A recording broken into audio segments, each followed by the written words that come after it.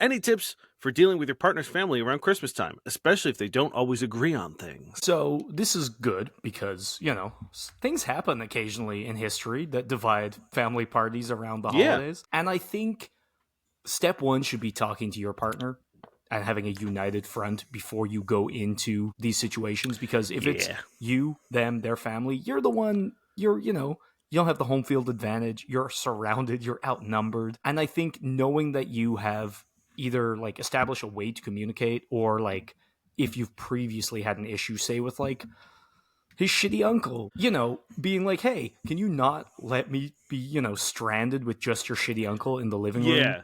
When Or, Uncle Dave starts going on about how the good old days need to come mm, back, can you maybe like tap me and I'll go help with dishes or bring furniture down yeah, or like I'll go chop wood out in the fucking backyard or something? Like, anything but having to talk to yeah. fucking Uncle Dave.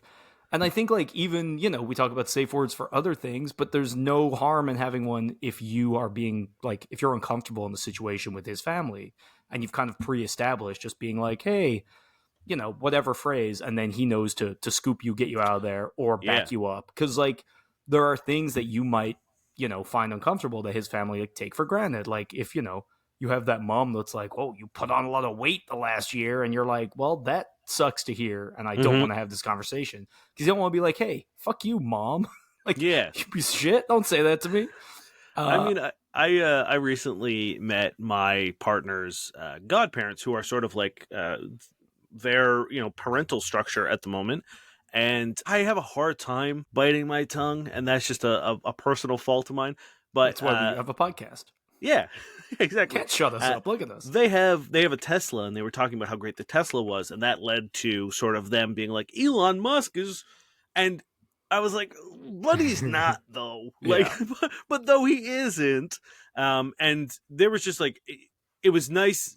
They're amazing people who I love dearly now, uh, but they just like didn't know.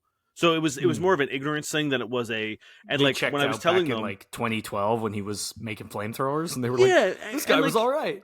if you don't look into things, it's like if you just sort of like take things at face value. I was like, he didn't do all these things. He had nothing to do with like Hmm. designing Tesla. He didn't like, and they were like, what? No, I don't think that's true. And I was like, hey, Google it, see what comes up. And they were like, yeah, fair, We're okay, like, "Oh cool. I no." didn't know that. Sorry.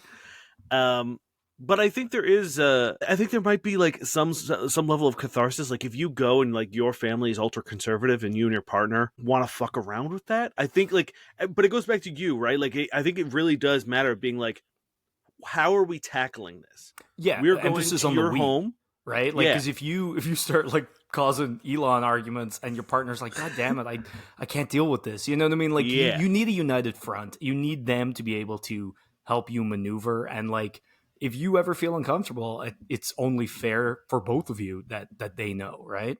and to So back them up, like yes, vice versa. You know what I mean? It's exactly. like there's a lot of times where you go in as sort of like the golden boy because you're the new partner or you're the one dating, but like they're really nice to you, but really shitty to Yeah, the daughter or whatever. and like if there's Or a hot button issue, like, oh well, they still haven't like gotten this job, you could be like, oh well, you get to big them up. You get to be like, oh, their current yeah, job's great for reasons X, Y, and Z, and like you're in that nice position of like they kind of have to listen to you because you're a guest. So like you yeah, get to abuse your power to help out your partner, and that's beautiful.